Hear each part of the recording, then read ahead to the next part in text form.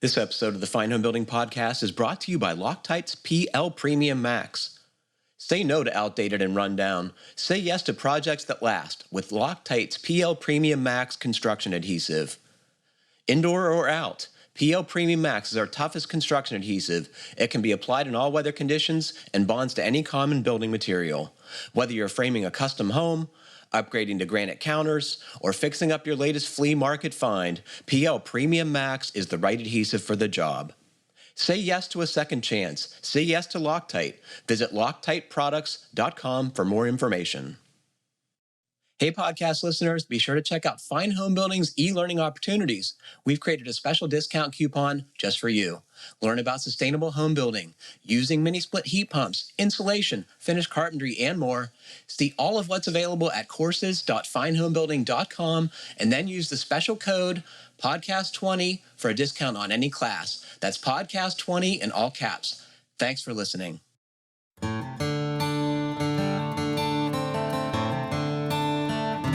You can't do that with a multifamily condo or a townhouse.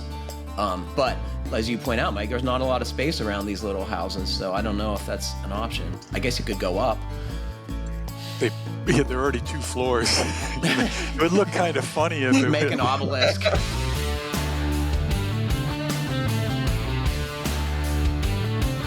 Welcome to the Fine Homebuilding Podcast, our weekly discussion of building, remodeling, and design topics aimed at anybody who cares deeply about the craft and science of working on houses. I'm Senior Editor Patrick McComb. Today I'm joined by Fine Homebuilding Editorial Advisor Mike Girton. Hey, Patrick. Fine Homebuilding Senior Editor Brian Pontalillo. Hello, everyone.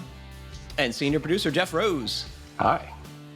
Please email your questions to fhbpodcast@taunton.com. You can find previous podcasts and check out the show notes at finehomebuilding.com/podcast. Well, it is a beautiful fall morning. Good to see you guys. Good to see you. Beautiful where you are? Yeah, it's real nice right now, Mike, but I think we're supposed to get some rain later today. How about you?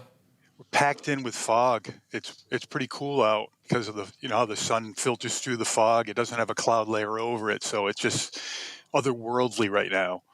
I think Brian would agree. This is some of the best time of year for fine home building photography. Both the leaf color and the cloudy mornings make for cool photographs.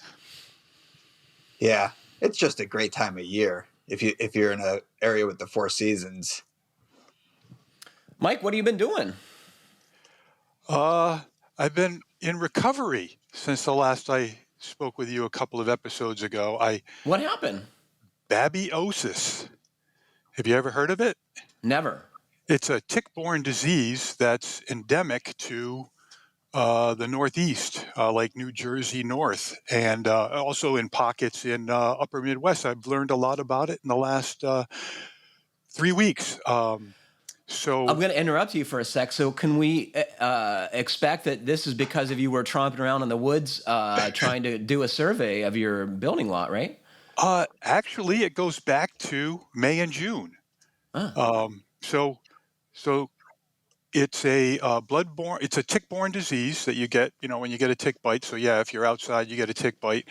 And around here and in many parts of the country, Lyme disease is a pretty familiar disease. Babesiosis has very similar symptoms. And in May and June, I plucked and dug out and excavated to pull out at least 4 or 5 ticks. And one of them I went to an urgent care to have them remove it. And they did a Lyme disease test because I was feeling kind of run down, which is usually what I get when I feel I've got Lyme disease. And came back negative. Second test came back negative, so didn't think anything of it. Thought I was just, my mid-60s are getting to me, and I'm old and worn out, and had no energy. It was like going to bed early, getting up late kind of thing. And then I donate blood regularly, and part of the blood bank's checking of all the blood, they did a test and tested positive for babesiosis. They said, check with your doctor, and I did, and they said, yep, and here's the, antibiotics, some weird, different stuff I've never had before. And a week later, it's like I've just been injected with caffeine, 24 hours a day.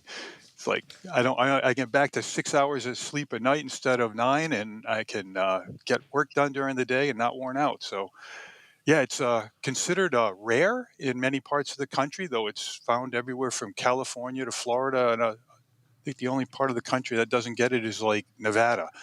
But otherwise, yeah, rare. But yeah, it's akin to malaria.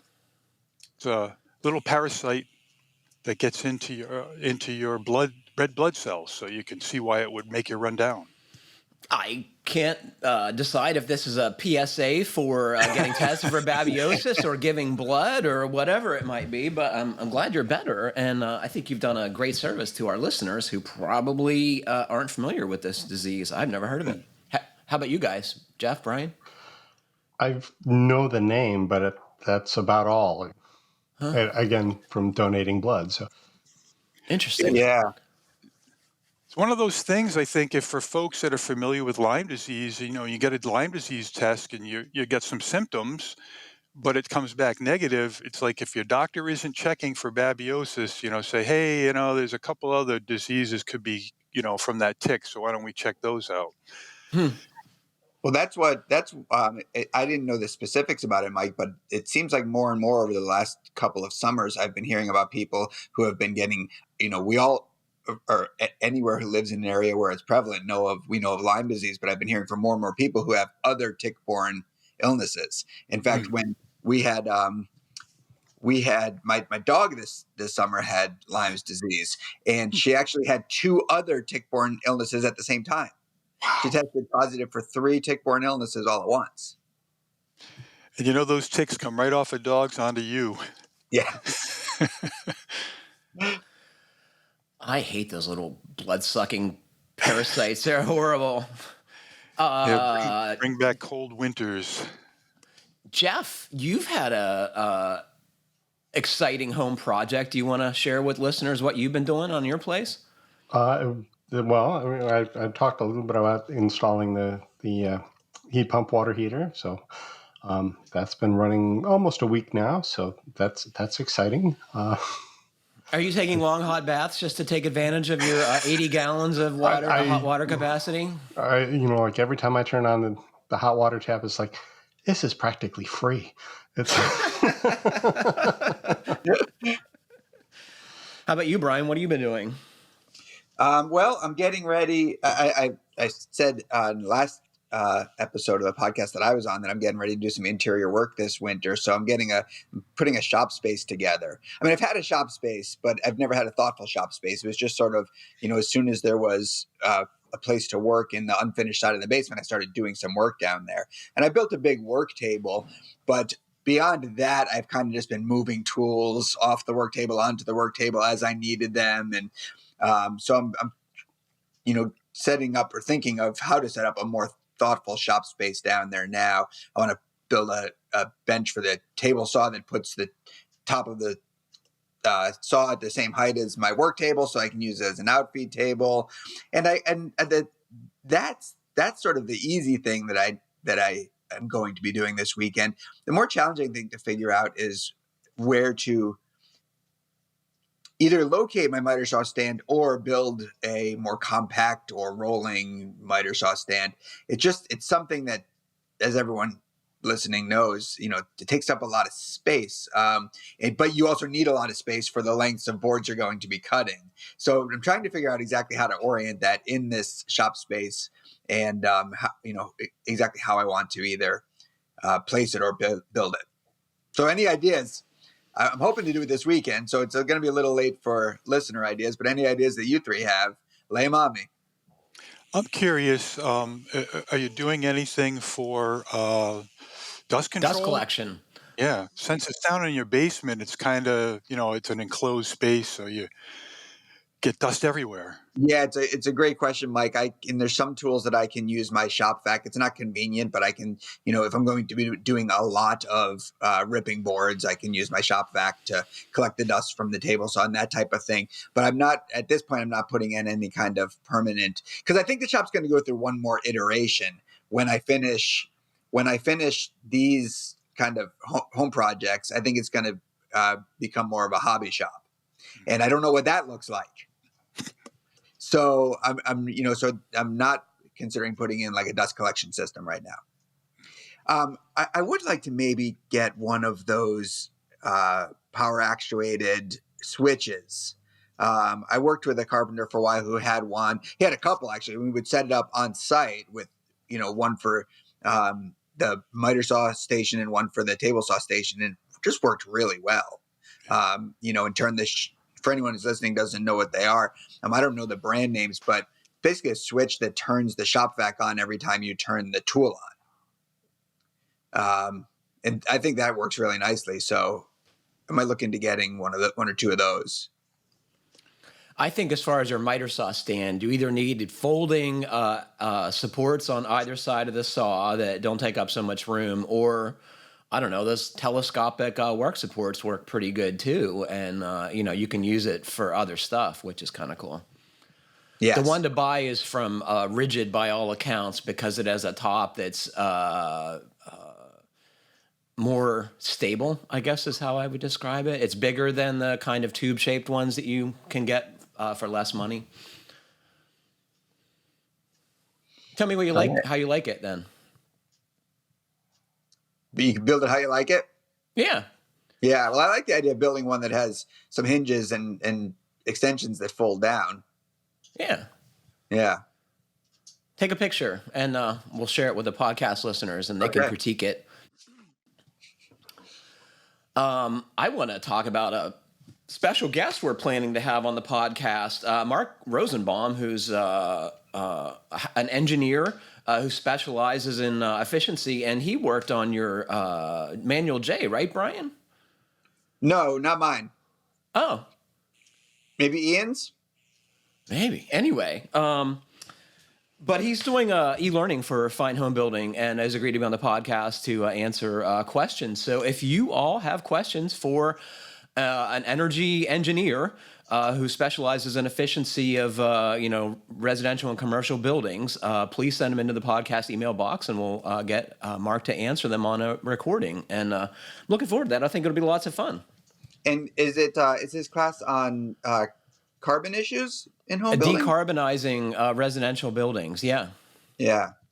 So questions about that would be great too. Get a preview of the course. Yeah, I'm really looking forward to it. Go ahead, Mike. Mark's a great presenter. I've been to a lot of his over the last 20 years, and I know the first time I went to one, it was probably 20 years ago, it was just like mind-blowing. He was one of the first people I know of that was using air source heat pumps, and he was using them up in New Hampshire.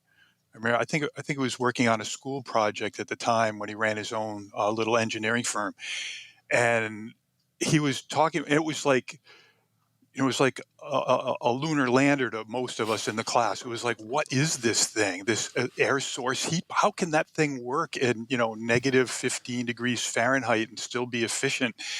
And he said, we got to get fossil fuels out of our homes. We do not want fuel oil or natural gas running into our homes, and this is the way to do it.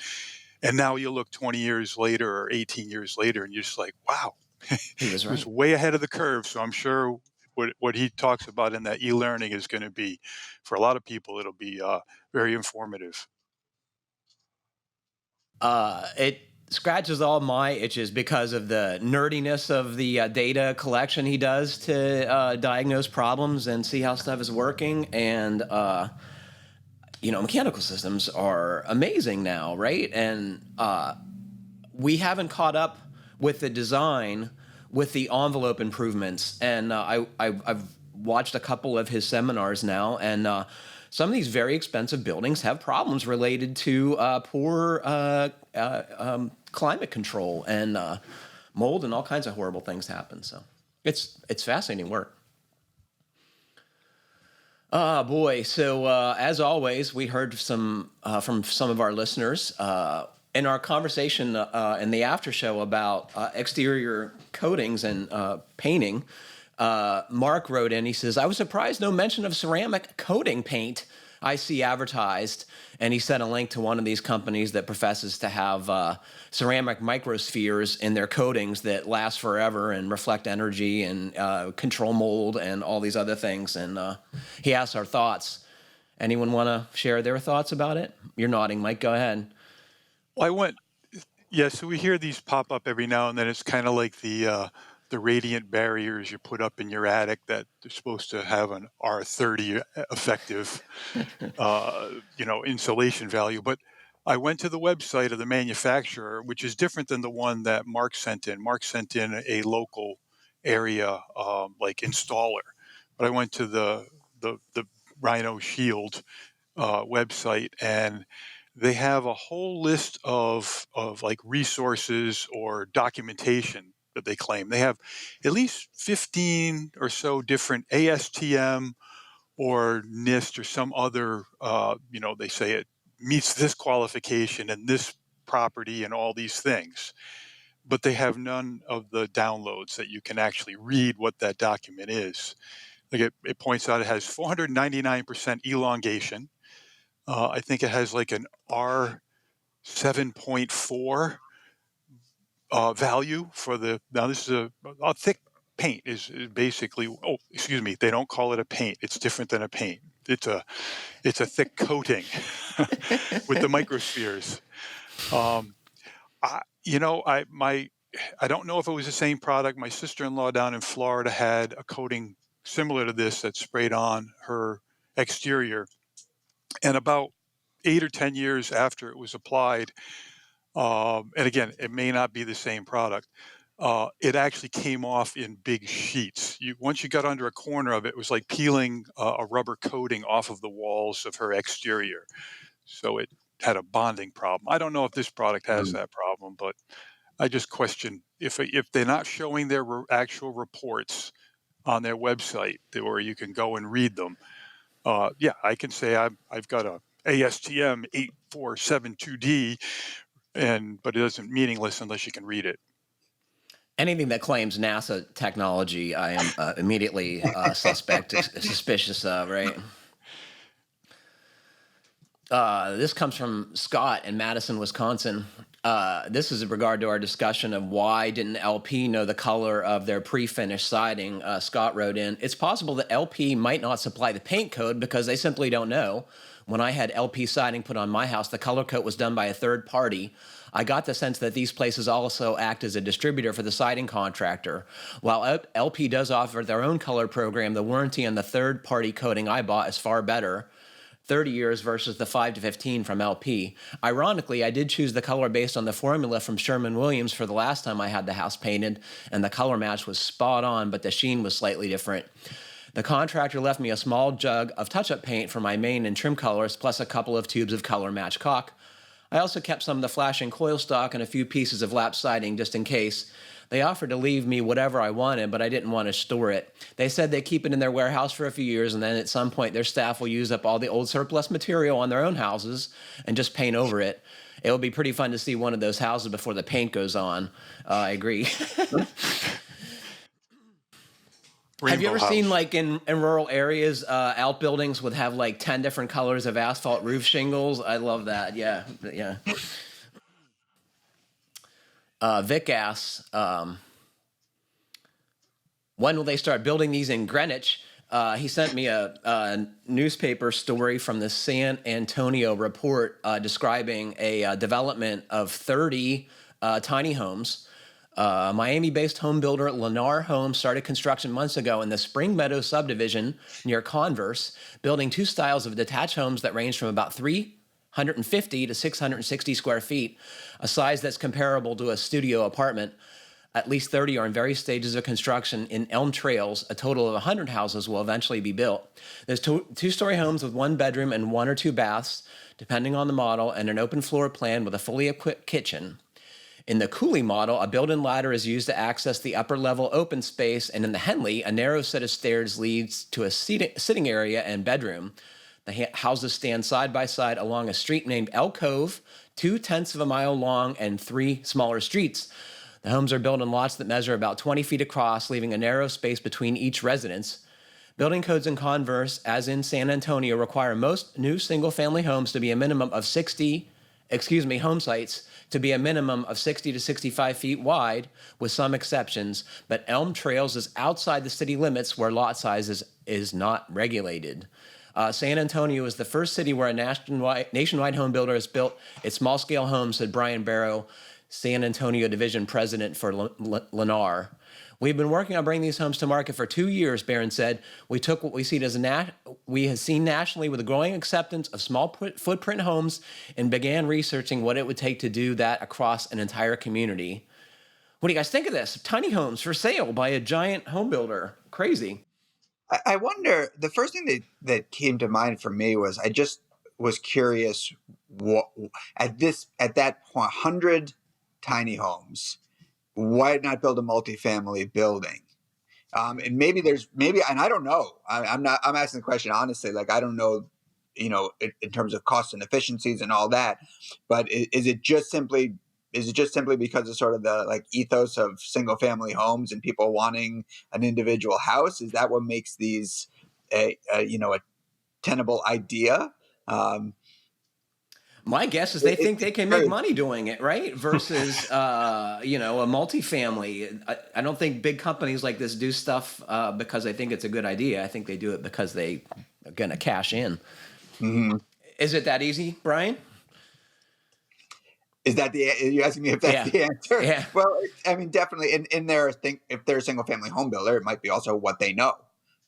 What they know how to build, what they know how to market, all that kind of stuff. And if they're not a multifamily home builder, maybe that's the answer to the question. It's just, this is more their wheelhouse. When I looked at the photograph of that in the article, and it just looked, they are so close. They look closer than I mean, they're 20-foot lot, so there's only maybe 6 or 8 feet, it looks like, between the units, and they all look identical. Mm-hmm. If you go into a typical production home builder's neighborhood, they'll have 2 or 3 models, and they'll mix them up, and they kind of dress them up with landscaping. Mm-hmm. But being on such small lots, to make them look like attractive, you're not going to be able to fit any landscaping on such a narrow lot to make it distinguishable from the next house over. So I agree with you, Brian. They'd almost be better off just building townhouse style, condo complex or apartments, and just, you get a benefit there of the energy efficiency too. You imagine those little tiny 300 to 600 square foot units, they got a lot of surface area per volume. So unless they're really building thick walls and roofs, even in a climate like San Antonio where it's, pretty temperate Hot in the winter, yeah. But they do have that cooling need in the summer. So they're going to be energy hogs, even if you super insulate them. Yeah. I don't know if it's a good idea. I'm going to play the other side of the argument here. When it's your house, you can do what you want. If you live in a multifamily, you can do some stuff on the inside, but you can't pick your exterior colors or what landscaping or, if you put potted plants on the balcony or whatever it is. And having neighbors in a multifamily, building is not always ideal. Good. I'm glad you pointed that out. Otherwise, it'd be negative. Well, and I was a little stunned at what these things cost. They're, $150,000+. So, I mean, cost per square foot is kind of high. Yeah. 2 I bathrooms. don't know. We got to do something. Go ahead. 2 bathrooms and 600 and something square feet. That's quite an accomplishment. Yeah, did you see any floor plans? I didn't pay attention to how they do that. There was nothing on the site. I guess we have to go to the builder's development site. I was curious about the access to the loft, or the ladder. I didn't think that was allowed by building codes, and maybe they've gotten some special dispensation from the city, but I don't know. That seems odd too. There's an appendix in the IRC for tiny homes, and also for ship's ladders and other like stair similar to stairs for getting up to lofts. The problem with I think the way the code's written, you can't use it as a bedroom. However, here they're saying they got a bedroom up in that loft. So yeah, and it's outside the city limits, so there's no zoning restriction. Maybe they don't have a lot of codes that are or very limited codes or code enforcement there as well. I'm sure the builder's taking on the responsibility there. I often, those kind of details are the things that I become skeptical of in small houses. And I'm all for building, smaller and smarter, and designing only what we need with thoughtful design. But when you start to have to climb a ladder to go to bed, or worse, to go to the bathroom in the middle of the night, when two people can't pass each other in the kitchen, I just sort of wonder how long people are really going to be happy and comfortable in a space like that. Maybe a young homeowner is single, or a couple that's happy to have their first home, and isn't looking to have a whole lot of stuff right away. It's going to work for, but it just strikes me as a lot of people are eventually not going to be too happy climbing that ladder all the time. Or they're going to get hurt, right? I wonder if it makes sense. Like if you had a little more space and a staircase, or a little more space and it was all on one floor, I wonder if you wouldn't be building a home that people wanted to stay in for longer. It's a little bigger, but maybe the home gets taken care of better. I wonder if there's provisions to add on to these things at some point, because that is a plus of having a single family home, is you can eventually make it bigger to suit your needs or changing needs. And, you can't do that with a multifamily condo or a townhouse. But as you point out, Mike, there's not a lot of space around these little houses. So I don't know if that's an option. I guess it could go up. There are already 2 floors. It would look kind of funny if it make an obelisk. Yeah, a lot of things that have to do with the distance between buildings, and they're probably right there, is fire resistance. Yeah. Unless they have, Class A fire resistant exterior cladding, it gets difficult when you get closer than, I think it's 7 feet to a property line. Don't quote me on that, but I remember there is setbacks from property lines specifically for that fire resistance. Yeah, that's a fascinating part of the code, Mike. And we just have, I don't think it's in anyone's mailboxes yet, but our most recent issue of Fine Homebuilding has a department by Glenn on just that topic. I know the code department on fire separation, and the distances you need from either property lines or imaginary lines, or the center of streets and alleys, that would require you, either allow you not to have a fire rated assembly or require you to have one. Mm-hmm. And it's just one of those code topics that's written and created in such a way, as Glenn points out, it's meant to give everyone equal opportunity. The way that it's written, but it's really a lot to kind of wrap your head around when you first hear it. Mm-hmm. I'm guessing that's going to be in issue 319, Brian, which is that sounds right. Yeah, yeah, and it's not out yet, but it's coming soon. Yeah. Our first question today comes from Dan in Ontario. Greetings and salutations, my fine home building friends. I have a question about our 1880s 2-story yellow brick farmhouse regarding how to properly flash new windows and doors into the non-existing WRB. It's a 3-wide brick house with lath and plaster removed, and interior 2x6 walls with fiberglass insulation and a polyethylene vapor barrier, caulked and stapled on the inside, underneath 5/8-inch thick drywall. The old second-story ceiling joist, most likely from an old chimney fire, adjacent to the chimney area. The odd fireplace has since been cemented shut, but I digress. So he wrote in to say that he found fire damage in the ceiling. I had to remove some drywall to add some reinforcing 2x8s to post a supporting beam that we used to remove a dividing wall. While I had it open, I studied the makeup of the wall and appears to have been coated with some type of surface bonding cement, but it looks original to the structure, as there are old 2x4s embedded in the mortar horizontally. There's a 1-inch gap between the old brick wall and the back of the new interior 2x6 wall. My question is, I want to replace the old rotten drafty wood double-hung windows with more modern windows. And convert an existing bay window to a new double door with a side light entrance. How do I go about flashing these windows and doors to ensure they last as long as possible? Do I avoid wood altogether? Do I make a buck out of pressure-treated wood and flash the top and down the front? There's no WRB to tie into, so I thought of somehow encapsulating the sides, top, and face so moisture will not seep from the brick while allowing any moisture that does make it through the giant brick sponge to dry. Is there any detail from the industrial world with CMU construction that might apply here? I have an uncle with an account at a window dealer to get a great price and was hoping to install these myself. I look forward to hearing all you muse on the subject. I love the show. You inspire me to continue to learn more about building science and trying to convince my children to go into the trades. My son and I love listening to your podcast on trips to the arena early on Saturday mornings. Dan from Ontario, Canada. They must be going to the hockey rink, right? What do you guys think? How do you flash a new window or door in a brick house? Patrick, I knew you were going to throw this question to us, but if I recall, you did a 6-part video series with Mike Sloggett on this topic, so you taught me everything I know about this.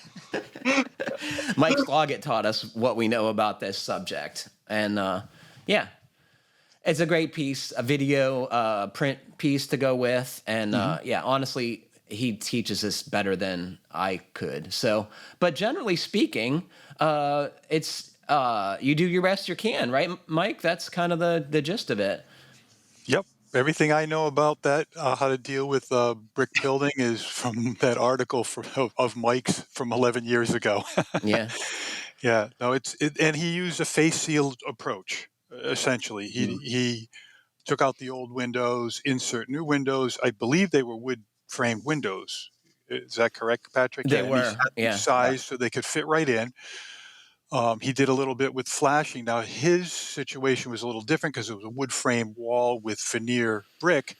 But I think most of what Mike talked about would apply here, where he flashed the inside. He did a pan flashing with a sub sill, and then inserted the window and then sealed around it with caulking.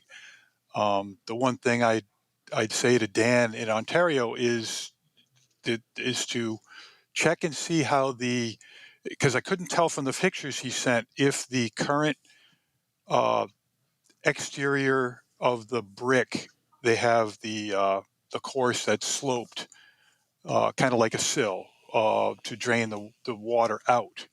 And that would be the one place where you might put a metal sill pan down before you insert the window. And then you can do it either where you slide the window in and then you mechanically fasten it with some L brackets, sheet metal brackets, and then face seal it. Or you could put a buck in out of pressure treated lumber, like you mentioned, and then do it with flanged window. I've done that down on my father-in-law's house, where we put a pressure-treated buck around the inside CMU block, recessed in a little bit from the face of the wall, and then flashed it with fluid applied around the flange to the CMU, and then stuccoed it right in from there. So that seems like a nice way to go in terms of like your ability to manage water, but you lose some glazing space, right? Because you're framing the opening in a little bit. Yeah.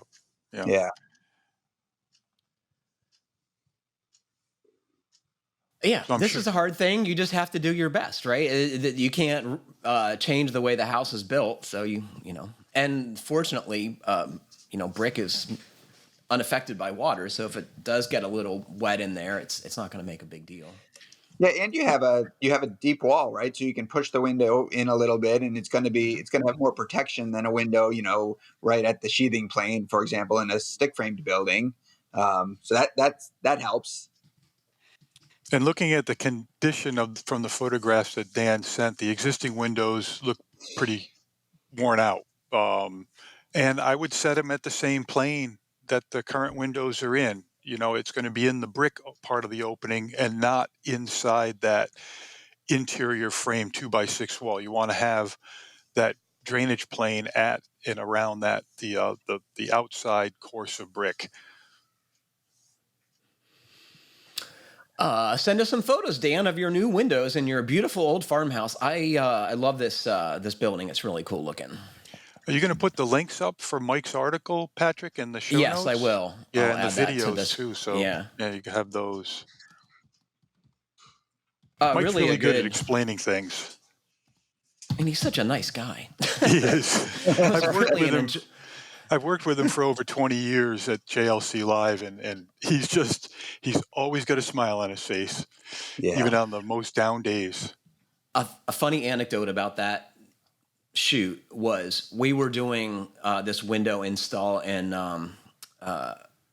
one of Dan Morrison's friends' homes, a neighbor, and Colin's there, and we got a couple video cameras, and there are mics everywhere and lights, and we're planning a shot, and the window is out of the old window was out of the opening by this point, and we're standing there talking, and as we're talking, this guy pokes his head through the window, and he says, "Building inspector," and we thought that was hilarious. We all look at each other and are cracking up, and it turns out this guy was the building inspector, and we had not gotten a permit for this work, and he was popping in to check on things and see what we were doing, and I'm guessing he was so I don't know, uncomfortable, with what was the video shoot or whatever. So he just left without giving us a hard time. But later, my colleague Dan Morrison went to the building department and did get a permit and talked to the guy. It was really funny. Wow. Yeah, what if he put a stop work order at that moment? Sorry, guys, go home. I think we'd have taken him more seriously. Oh, man, he was a good sport about it. That was funny. This comes from Robert, who's looking for a solution to rotting fence posts. He says, "I'm building a custom hog wire fence for a client of mine, loosely based on the ideas in issue 221. I've been beating my head against the wall, trying to figure out how to max the life of my buried posts. The client was adamantly against using PT lumber, so I went with Western red cedar as it's readily available in Washington, gorgeous and relatively rot resistant. Since this fence is costing them 5 figures, I wanted to make sure it lasts as long as possible. It seems crazy that there wouldn't be one, but I have not been able to find a standard accepted practice for installing fence posts in the ground. There are about 101 different opinions about this online, and each person would have you believe their method is the only way to do it. I ended up staining the entirety of each post with Pennifin Red Label, then wrapping the base with Vicor from the base to about 3 inches above grade. I put a few inches of 3/8-inch pea gravel in the base of each hole, then poured concrete up to about 1 inch below grade and troweled it so it slopes away from the base of the post. After seeing it all done, I was skeptical, and that night's rain confirmed my fear. The Vicor wrap formed a funnel on a couple of the posts where it wasn't stuck tightly, so the post basically had a funnel holding water around the base. I pondered everything I knew about drainage and moisture management and had a light bulb over the head moment when I came up with the following. I ripped a bevel on a short piece of 2x4 at roughly 25 degrees, which serves as a guide for my multi-tool blade that I clamped onto the post to make a nice constant angle and straight cut. I cut a 1/4 inch groove all the way around the post base, 4 1/4 inches off the troweled concrete.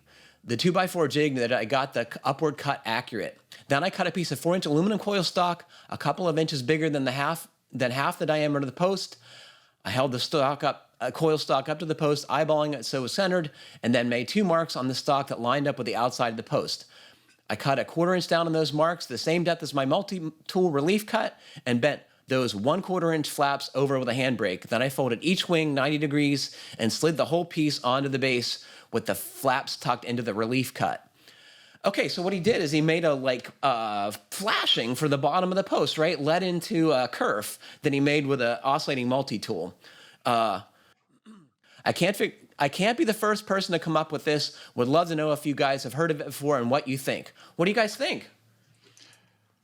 That's regular counterflashing is what we call so it. he counterflashed it, right? He Yeah. flashed the bottom and then he counterflashed it so that the reverse lap, so to speak, of the tape still can't even there. He can't get any water behind the tape. Great idea. It seems like a great idea. Perfect solution, right? Yeah. I mean, I don't think you're going to protect it any more than that. I would worry if this was a PT post because aluminum flashing and the copper preservatives will react, especially in the presence of water. But we have a cedar post, so that is not an issue as far as I know. The only suggestion I'd make, but I don't know if it would work with just a 1/4 inch deep kerf that that he made would be to bend a spring lock on the top of the top of the flashing where it inserts into the kerf. A spring lock is it's like a hem where you fold the aluminum back over on itself so it's got a nice soft edge. But if you don't crimp down the hem and you leave it a little bit open, it's sort of like a barb on a fish hook where it would go into that kerf, it would hold it nice and tight, and it wouldn't be able to slide back out. But that's usually what we'll do with masonry when we cut counter flashing into masonry. We use a spring lock. At least that's what I call it. Like flashing a chimney, as an example, right, Mike? Like flashing a chimney, yeah. There's, as far as the Vicor wrap, I got a tip for anybody who wants to do this, because when I was reading the description of, putting the Vicor around the bottom and all that Robert did, I was thinking, yep, he's doing it right, okay, and I'm waiting, looking down, and then he mentioned that it separated. I had the exact same experience the first time I did it. The cap sheet on Grace Ice and Water Shield, as well as Vicor, both made by GCP, it's a product called Valeron. It's the plastic film that goes on top. It's a super duper plastic film. It also shrinks when you hit it with a heat gun. So one thing that Robert could have done is, after he put the Vicor on, is you take a heat gun, not too hot, and you just rub it or wave it over. It'll liquefy the asphalt in the adhering membrane, and that way it'll embed better into the cedar post, and it will also shrink the Valeron so it almost gets really tight. I have cedar fence posts. I've had them in for 28 years. My first ones I buried directly. They rotted out in about 7 years. So I did this, about 13 years ago, I did this trick with the Valeron, I used Grace Ice and Water Shield, cut it, but you could use the Vicor as well. Shrink wrapping it, and they still look as good as they did the day I put them in, and they don't, I didn't have to worry about putting the flashing on. I could just wrap it around with a little base trim, to cedar base trim, to make it look good, but it really bonds well.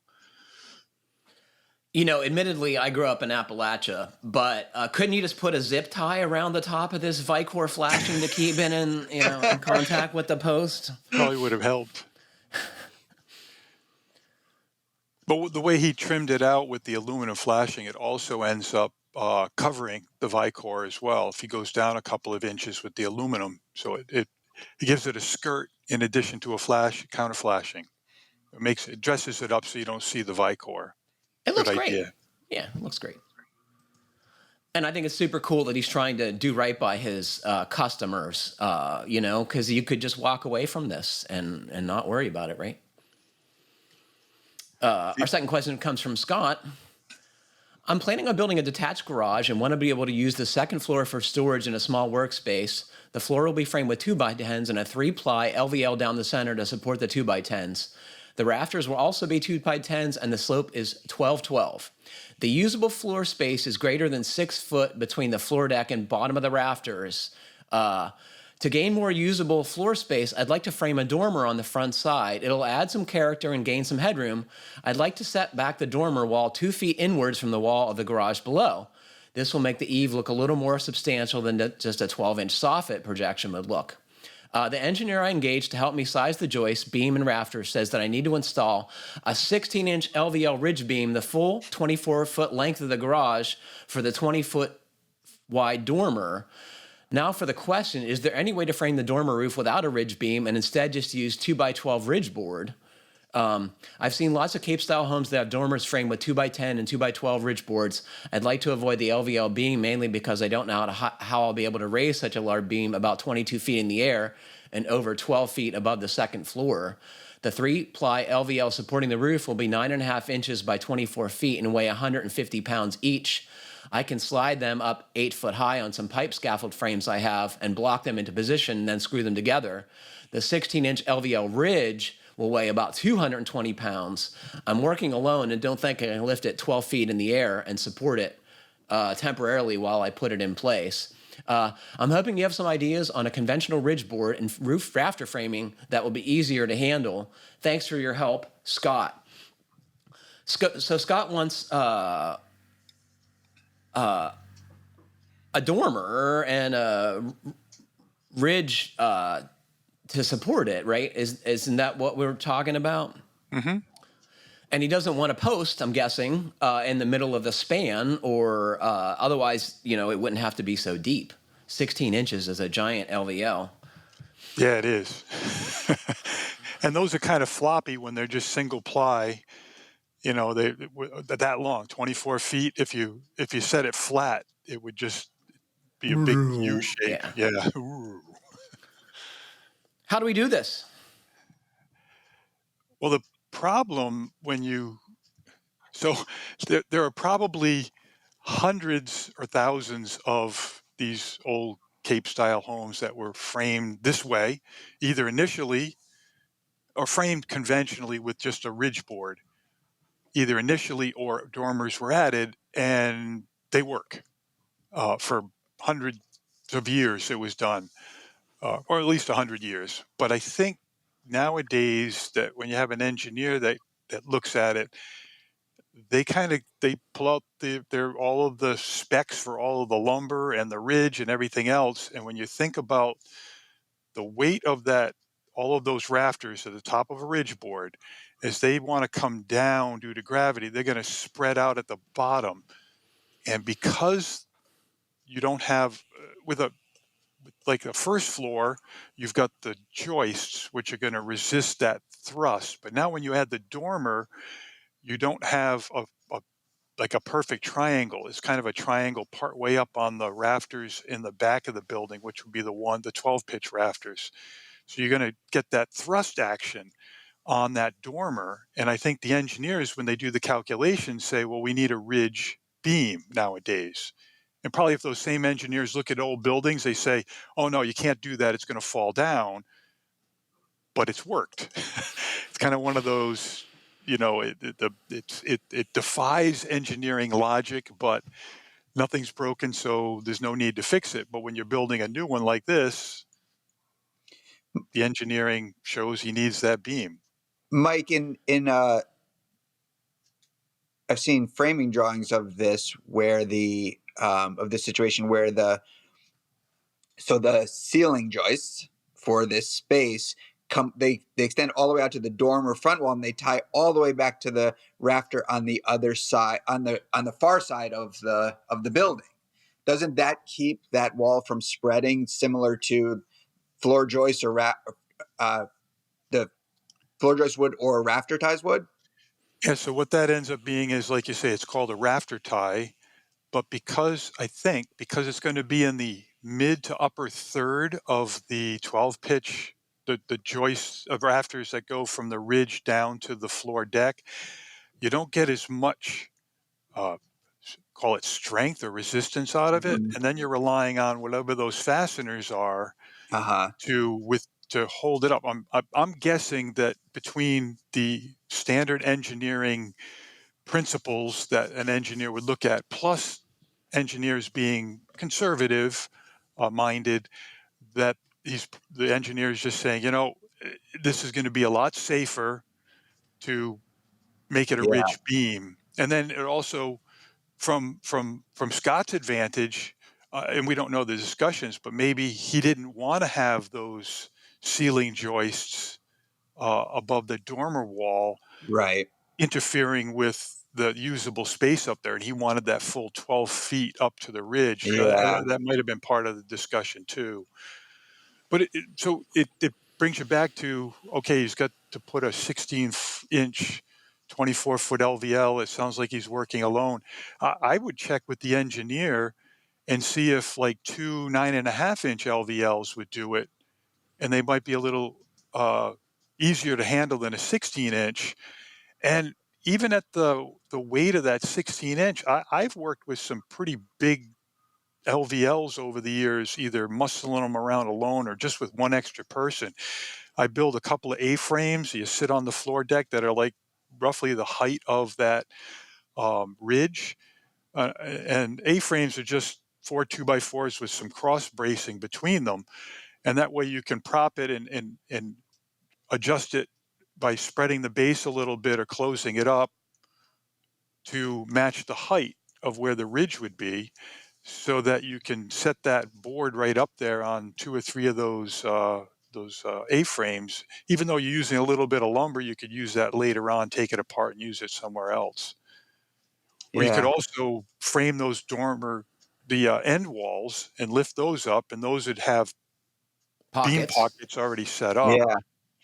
And I've seen people use wall jacks for this, right? Just you put the Yeah, 2x4s vertical and perfect. climb the wall jacks straight up, and they're actually kind of affordable. I mean, they're a lot of money to spend for one use, but they're not a super expensive tool. Yeah, yeah, Or exactly. get a crane. Hire a crane for a couple hours and get on with your life. And, It could be in a rural area where he just doesn't have access to a crane. It'd be 3 hours for the crane to get there and 3 hours to get home, so you're paying for all the road time. maybe a flitch plate with some conventional lumber. Talk to your engineer about that. Although those can be kind of noodly to handle by yourselves too. And if you're unfamiliar with what I'm talking about, it's a steel plate that is commonly in between layers of wood framing, either LVL or dimensional lumber. And it gives it a lot more, tensile strength, right? Because steel resists tension much better than wood. So, just get a some crane, friends. Scott. Get some friends, you'll be able to do it. Brian's going to come by, Scott, and help you out with that. Oh my gosh, we should talk about the All Access show. We haven't done that yet. So this was your idea, Mike. Do you want to tell listeners what we're going to talk about in today's All Access member podcast after show? Sure. We've got a long description there because I tend to overthink things when I send out notes to people. But how do we make sure that whatever your project is, whether it's remodeling or new construction, if you're hiring either subcontractors as a contractor or if you're a homeowner hiring a builder to do it, how do you know that it's built right, and how do you determine when the work is done and completed and what the quality of it is? And we're going to use the building code, which is a pretty minimum standard. Then there's the NHB performance guidelines, manufacturer's instructions, standards, and getting that sort of addressed up front before you enter into a work arrangement, so everybody's on the same page. And so we could discuss, different things in the after show, whether it's windows and door installation, siding, drywall, plaster, and how do you know that it's done right when it's all done, or even And HVAC? yeah, I was going to say, in mechanical systems, which are routinely done poorly, as we know. We've learned how to keep houses from catching fire and falling down, I'd say, with some certainty if you follow the codes. I can't say the same about mechanical systems, which are still being installed rule of thumb. And so we're going to talk about how to get a good house or project completed, right, Mike? That's a great idea. Right. All in a half an hour. Yeah, we're going to solve that problem. Just check it off the list of problems solved by the podcast after show. This comes from Steve. Hey, Patrick, Mike, Jeff, and team. I'm a homeowner on a new residential build. You all previously provided great answers to my other questions, so here's another brain buster, HVAC related. Air-to-water heat pump is being installed for hydronic radiant. I'd like to run the domestic hot water off of this system, but my HVAC contractor has expressed less than enthusiasm with combining the domestic hot water with the hydronic heat system. Any thoughts on combining these, or should they be separated? My fallback is a separate heat pump strictly for domestic hot water. Gracias, amigos. Steve. What do you think? Can you run your domestic hot water off of your heat pump hydronic system? We might want to mention how this system is designed, what Steve's talking about, so people understand. So, You want to hit that, Brian? It sounds like you got a handle on it. Well, what I was going to clarify first was the fact that that we can't be talking about like sharing water between the two systems, right? Mhm. So the question is, can the air to water heat pump, basically, can the outdoor unit provide for both the hot water needed for hydronic heating in the house and potable hot water? That I know that it is done, and I know that systems, not just heat pump systems, but systems are used. I mean, all the time, right? We have indirect water heaters that are using the boiler in a house to both heat, you know, uh, water for radiant heating and also for hot potable water. The important thing to note is these are not the water is not combined. It's two separate piping systems, and it can be very dangerous to try to if they mix. It can be very dangerous. Yeah, what you don't want is a in-floor heating or other type of water-based system where the water that's running through the heating system part, you don't want to be drinking that water. Right. So there are systems that are made for these heat pump water heaters. A lot of people think of them as the ones I and Jeff have, where it's just a standalone water heater in our basements, and that just does domestic. But there are also air to water heat pumps where there's an outdoor unit and an indoor portion, where the indoor portion includes a buffer tank or a tank, and that's where the hydronic radiant floor system runs off of that tank. Now, those tanks are usually just one bottle of water with a heat exchanger in it from the heat pump on the exterior. They can also be purchased, and one manufacturer is Arctic Heat Pumps, but there are several others, where they put what's called a domestic coil, where it's just a coil of copper pipe that rings around the inside of that tank, and it has its own separate outlets.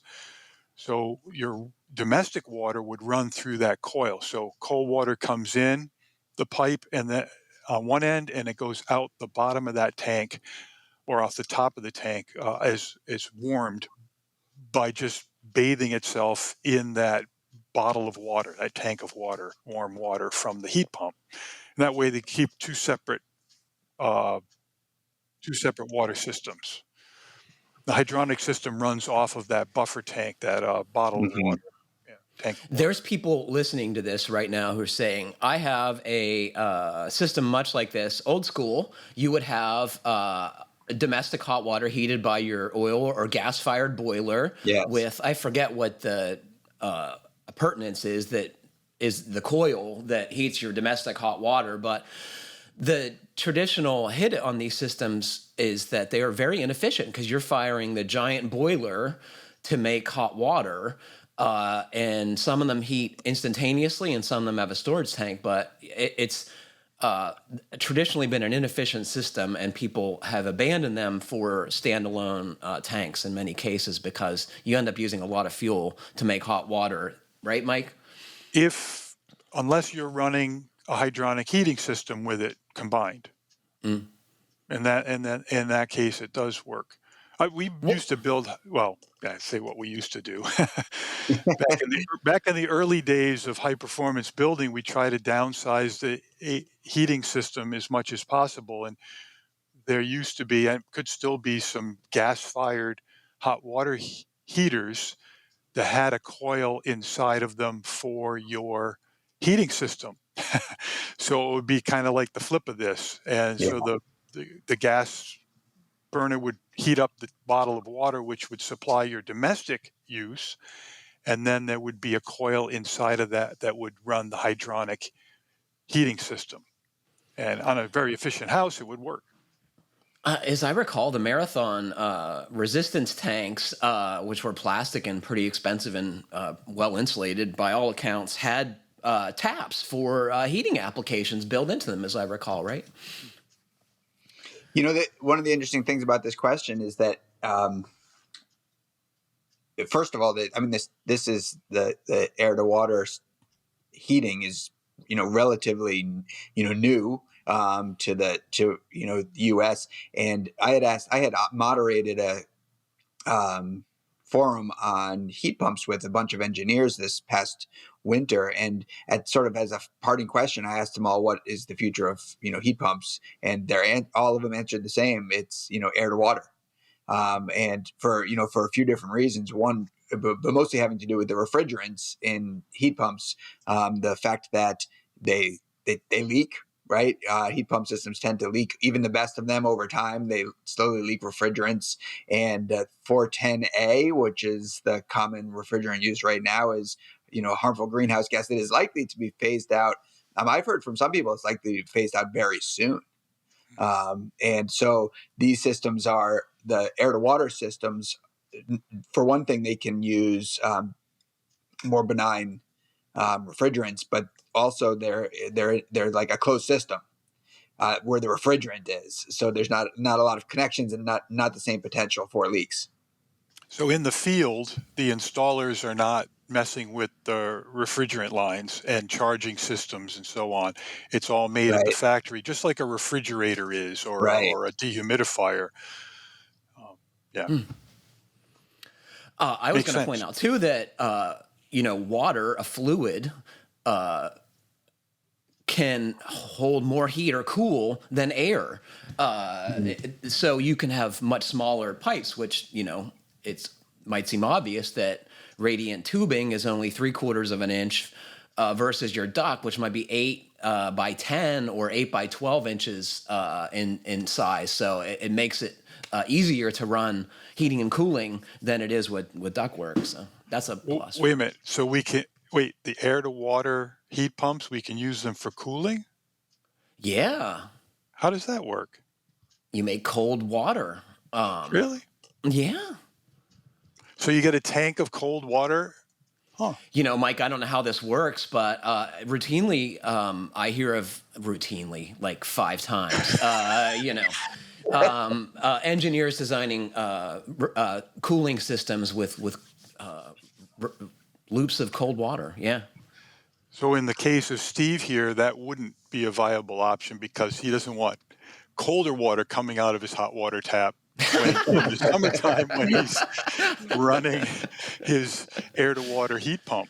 He would only be using it for heating season and for domestic hot water, and then he'd need another system for his air conditioning. Yeah. I wonder if you can make both hot or cold water depending on the season. Oh man. We'll have some engineers calling in and saying, seriously. "Oh, this is what you can do. You can use a chiller and do all these other things they do in commercial HVAC." That would. I think those systems are way more common in commercial work. Yeah. Yeah. Because they need more capacity. They need more energy density than air can provide. Oh boy! So now that we've completely gone off the rails, we're going to remind folks that stay tuned for the All Access Members Only After Show, where we're going to be talking about maintaining quality control during building projects. And if you're an All Access member, thank you very much for your support. If you're not, I hope you'll consider it. Oh, thanks, guys. That was cool. Unfortunately, that's all the time we have for today. Thanks to Mike, Brian, and Jeff for joining me, and thanks to all of you for listening. Please remember to send us your comments, questions, and suggestions to fhbpodcast@taunton.com. And please like, comment, or review us however you're listening. It helps other folks find our podcast. Stay safe, everybody. Keep craft alive. Happy building. Thanks very much for listening.